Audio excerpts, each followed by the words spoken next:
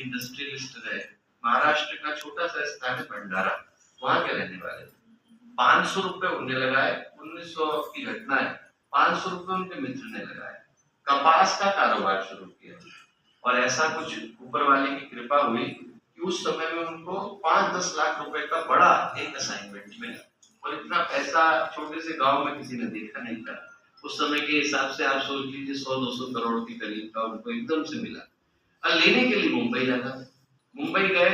वहां पर इतने सारे पैसे को देख करके एक मित्र की नीयत बदल गई। उसने अपने बचपन के जो दोस्त था उसको मार डाला। वहां चौपाटी में उसकी लाश फेंक दी। अब कोई सीसीटीवी था नहीं, पता चले। वापस लौट करके आया, वापस लौट करके आया और सबसे पहले उसके घर में गया। और वहां जाकर के जो दोस्त के घर वाले थे उनसे कहा कि वो लौटा नहीं है। बोले अरे तुम्हारे साथ तो क्या? बोले नहीं, मुझसे पहले लौट आया था, बोला कि मुझे घर जाना है। तो उस समय का समय ऐसा था कि लोग घर से निकलते थे तो भरोसा ही नहीं था कि दोबारा लौटेंगे कि नहीं। रास्ते में जंगली जानवर होते थे, डाकू होते थे। तो घर वालों को लगा कि शायद किसी ने डाकू ने मार दिया बीच में। उसने अपनी जेब से जो है 1000 रुपए निकाले, उस समय के हिसाब से 10 लाख रुपए मान लीजिए, और परिवार को दिया। बोले देखिए इसको रख लीजिए, आप लोगों के काम आएगा। तो उसके प्रति यदि किसी का थोड़ा बहुत कोई संदेह था तो वो भी चला गया कि तो भला आदमी है तो 1000 रुपए दे रहा है। बात आई नहीं हो गई। उसके यहाँ एक लड़का हुआ, लड़का बड़ा हो गया। जैसे ही 18 साल का हुआ तो उसने कहा कि अब इस 18 साल के बच्चे को मैं अपना सारा कारोबार दूंगा।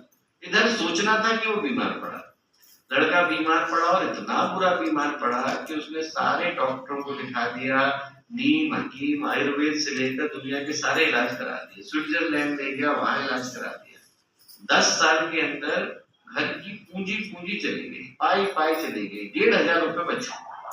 1500 रुपए एक दिन बचे थे। बैठा बैठा रो रहा था बच्चे के बिस्तर के पास में, क्या करूंगा। इतनी देर में बच्चा अपने बिस्तर पे खड़ा हुआ जोर से हंसने लग गया। हंस क्यों रहा है? उनको लगा शायद हमारा बच्चा ठीक हो गया। बोले पहचाना मुझे? पहचाना? अरे तू मेरा लड़का है। बोले नहीं नहीं, ध्यान से देख, मैं तेरा वही दोस्त हूँ जिसे तूने मार करके चौपाटी पर फेंक दिया। 500 रुपए तूने लगाए, 500 रुपए मैंने लगाए, 1000 तूने मेरे घर वालों को दिए, 1500 आज तेरे पास बचे हैं। हमारा हिसाब किताब पूरा होगा और चल दिए।